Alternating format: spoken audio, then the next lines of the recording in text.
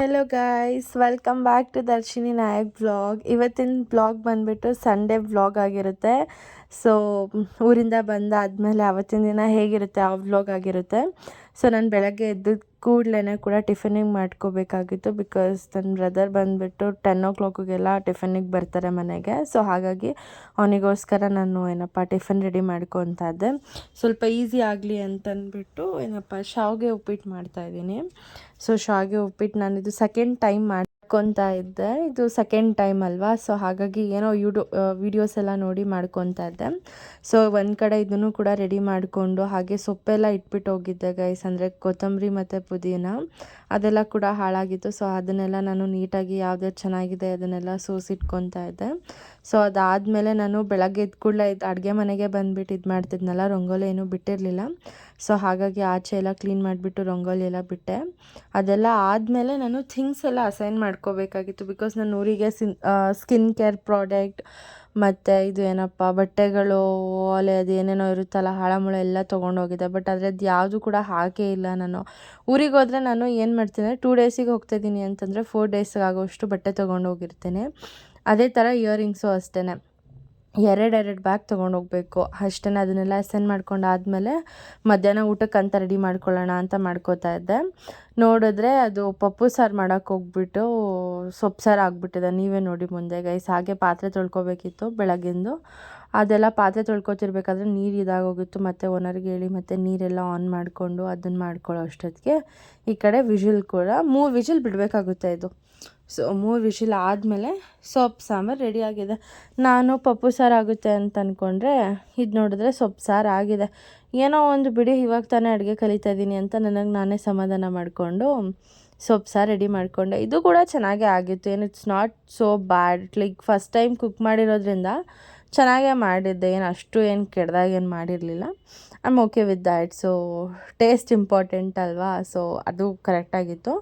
So ಹಾಗಾಗಿಬಿಟ್ಟು ಇದನ್ನೆಲ್ಲ ನೀಟಾಗಿ ಬೇಳೆ ಸೊಪ್ಪೆಲ್ಲ ನೀಟಾಗಿ ಸ್ಮ್ಯಾಶ್ ಮಾಡಿಕೊಂಡು ಒಗ್ಗರಣೆ ಇದು ಮಾಡೋಣ ಅಂತ ಅಂದ್ಬಿಟ್ಟು ಒಗ್ಗರಣೆ ಪಾತ್ರೆ ಇಟ್ಕೊಂಡೆ. ನೋಡಿದ್ರೆ ಆನಿಯನ್ನೇ ಕಟ್ ಮಾಡಿಲ್ಲ, ಹಾಗೇ ಪಾತ್ರೆ ಇಟ್ಬಿಟ್ಟಿದ್ದೀನಿ. ಸರಿ ಬಿಡು ಆಯಿತು, ಇನ್ನೇನು ಮಾಡೋದು ಅಂತಂದ್ಬಿಟ್ಟು ಒಗ್ಗರಣೆ ಹಾಕ್ಕೊತಾನೆ ಹಾಗೆ ನಮ್ಮಮ್ಮ ಎಲ್ಲ ಹಾಗೆ ಮಾಡ್ತಾ ಇದ್ದಿತ್ತು ಸಮ್ ಟೈಮ್ ಬ್ಯುಸಿ ಇರಬೇಕಾದಾಗ. ಸೊ ಅದೇ ಟ್ರಿಕ್ನ ಯೂಸ್ ಮಾಡಿ ಒಗ್ಗರಣೆ ಹಾಕ್ತಿರ್ಬೇಕಾದಾಗಲೇ ಆನಿಯನ್ ಕಟ್ ಮಾಡಿಕೊಂಡು ಒಗ್ಗರಣೆ ಹಾಕಿದೆ. ಒಗ್ಗರಣೆ ಎಲ್ಲ ಹಾಕಾದಮೇಲೆ ನೆಕ್ಸ್ಟ್ ನಾನು ರೈಸಿಗೆ ಎತ್ತಿಟ್ಕೋಬೇಕಾಗಿತ್ತು. ಸೊ ರೈಸಿಗೆಲ್ಲ ಎತ್ತಿಟ್ಕೊಂಡು ಅದನ್ನು ಮಾಡೋ ಅಷ್ಟೊತ್ತಿಗೆ ಸರಿ ಆಯಿತು. ಸೊ ಬೆಳಗ್ಗೆ 9 ಗಂಟೆಯಿಂದ 3 ಗಂಟೆ 3:30ವರೆಗೂ ನಾನು ಕಿಚನಲ್ಲೇ ಇದ್ದೀನಿ. ಆ ಕೆಲಸ ಮಾಡು ಈ ಕೆಲಸ ಮಾಡು ಅನ್ನೋದ್ರಲ್ಲೇ ಆಗೋಗ್ಬಿಟ್ಟಿದೆ. ಒಂದಿಷ್ಟು ಕೂಡ ನಾನು ರೆಸ್ಟೇ ಮಾಡಿಲ್ಲ. ಅಯ್ಯೋ, ಇದೆಲ್ಲ ನಮಗೆ ಒಂದು 15 ದಿವಸದಿಂದ ಮಾಡಿ ನಮ್ಗೆ ಈ ಥರ ಎಲ್ಲ ಆಗಬೇಕಾದಾಗ ನಮ್ಮ ಪೇರೆಂಟ್ಸ್ ಎಲ್ಲ ಒಂದು 30 ವರ್ಷದಿಂದ 25 ವರ್ಷದಿಂದ ಮಾಡ್ತಿದ್ರಲ್ಲ, ಅವ್ರಿಗೆಲ್ಲ ಏನು ಹೇಳಬೇಕು ಅಂತಲೇ ಗೊತ್ತಾಗಲ್ಲ. ಅವ್ರ ಥರ ಎಲ್ಲ ನಾವು ಮಾಡೋಕ್ಕಾಗಲ್ಲ. ಬಟ್ ಲೆಟ್ ಇಟ್ ಟ್ರೈ ಮಾಡೋದ್ರಲ್ಲಿ ಏನೂ ಇರೋಲ್ಲ. ಈ ಕಿಚನ್ನ ಕರೆಕ್ಟಾಗಿ ಇಟ್ಕೊಂಡಿರೋದೇ ಮೇನ್ ಟಾಸ್ಕ್. ನನಗಂತೂ ಅದೇ ಮೇನ್ ಟಾಸ್ಕ್ ಆಗಿರುತ್ತೆ. ಸೊ ಆ ಕಡೆ ಅಡುಗೆ ಮಾಡು, ಈ ಕಡೆ ಪಾತ್ರೆ ಬಿದ್ದರೆ ಅದನ್ನು ಪಾತ್ರೆನೂ ಹಂಗೆ ತೊಳ್ಕೊಂಬಿಡು. ಬಟ್ ಆದರೆ ಸಿಂಕಲ್ಲಿ ಒಂದು ಪಾತ್ರೆ ಕೂಡ ಇರಬಾರ್ದು. ಸೊ ಈ ಥರ ನನ್ನ ಕತೆ ಆಗಿರುತ್ತೆ.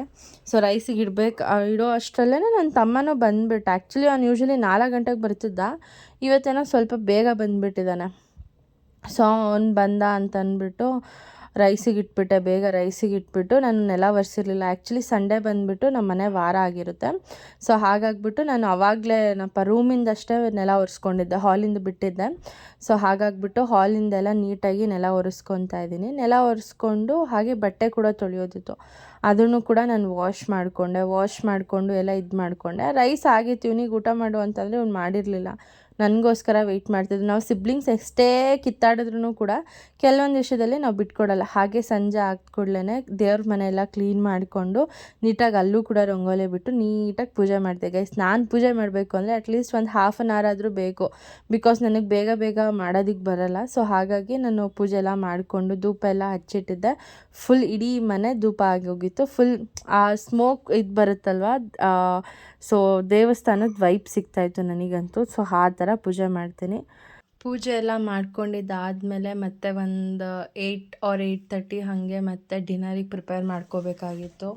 ಸೊ ಮಧ್ಯಾಹ್ನದ ಸಾಂಬಾರೇ ಇತ್ತಲ್ವ, ಸೊಪ್ಪು ಸಾರು ಇತ್ತಲ್ವ, ಸೊ ಅದ್ರ ಜೊತೆಗೆ ಸುಮ್ಮನೆ ಮುದ್ದೆ ಮಾಡ್ಕೊಂಬಿಡೋಣ, ಬೇರೆ ಏನಾದರೂ ಮಾಡ್ಕೊಂಡ್ರೆ ಮತ್ತೆ ಅದಕ್ಕೂ ತಲೆ ಬಿಸಿ ಆಗುತ್ತೆ ಅಂತ ಅಂದ್ಬಿಟ್ಟು ಮುದ್ದೆ ಮಾಡ್ಕೋತಾ ಇದ್ದೀನಿ. ನಮ್ಮಮ್ಮ ಮನೇಲಿ ಇರಬೇಕಾದಾಗ ಒಂದು ದಿವಸನೂ ಕೂಡ ಎಷ್ಟು ಬಲವಂತ ಮಾಡೋರು ತಿನ್ನು ಅಂತಂದ್ಬಿಟ್ಟು ತಿಂತಾನೆ ಇರಲಿಲ್ಲ. ಬಟ್ ಆದರೆ ಇವಾಗ ಹೆಂಗಾಗ್ಬಿಟ್ಟಿದೆ ಅಂದರೆ ಸಂಜೆ ಆಗಿದ್ದ ಕೂಡಲೇ ಮುದ್ದೆ ಈಸ್ ಕಂಫರ್ಟಿಂಗ್ ಫುಡ್ ಅನ್ನೋ ಥರ ಆಗಿಬಿಟ್ಟಿದೆ. ಸಮ್ಟೈಮ್ಸ್ ಬೇರೆ ಫುಡ್ ಮಾಡ್ತೀನಿ, ಬಟ್ ಆದರೆ ಮುದ್ದೆ ಸ್ವಲ್ಪ ಇದಾಗುತ್ತೆ ಅಂತ ಅಂದ್ಬಿಟ್ಟು ಮುದ್ದೆ ಮಾಡ್ತೀನಿ. ಸೊ ಮುದ್ದೆ ಮಾಡ್ಕೊಂಡಿದ್ದಾಯಿತು. ಮುದ್ದೆ ಎಲ್ಲ ಮಾಡಿಕೊಂಡು ಸ್ವಲ್ಪ ಪಾತ್ರೆ ಎಲ್ಲ ತೊಳೆದಿದ್ದಾಯಿತು. ಆ ಪಾತ್ರೆದೇ ನಂದು ತಲೆ ಬಿಸಿ ಆಗೋಗ್ಬಿಟ್ಟಿದೆ. ಡೈಲಿ ನಾನು 3 to 4 ಟೈಮ್ಸ್ ತೊಳಿತಾ ಇದ್ದೀನಿ. ಸೊ ಇರಲಿ, ಏನೂ ಮಾಡೋಕ್ಕಾಗಲ್ಲ. ಮೇನ್ ಕಿಚನ್ ಚೆನ್ನಾಗಿರಬೇಕು. ಸೊ ಹಾಗಾಗಿ ಅದನ್ನೆಲ್ಲ ಕ್ಲೀನ್ ಮಾಡಿಕೊಂಡು ಮುದ್ದೆ ಎಲ್ಲ ಮಾಡಿಕೊಂಡು ನಾವು ಊಟ ಎಲ್ಲ ಮಾಡ್ಕೊಂಡ್ವಿ.